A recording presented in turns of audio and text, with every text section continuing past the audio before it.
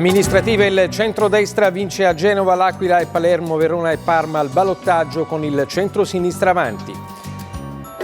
Salvini, se uniti si vince, leader si vedrà alle politiche, Fratelli d'Italia supera la Lega, Meloni noi forza trainante e torna sano bipolarismo.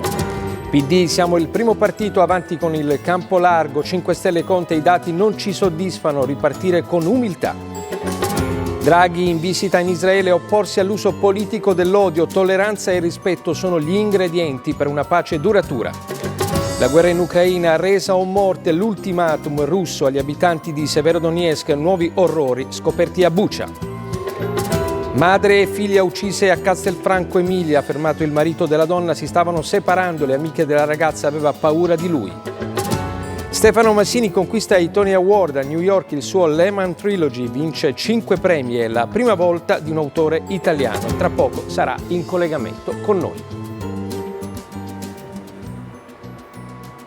Buonasera dal TG1. Mentre continua lo spoglio delle elezioni amministrative, in molti comuni i risultati sono già consolidati. Il centrodestra, lo avete sentito dai nostri titoli, conquista al primo turno Palermo, Genova e L'Aquila. Ballottaggi a Verona e Parma, dove il centro-sinistra è in vantaggio, e Catanzaro.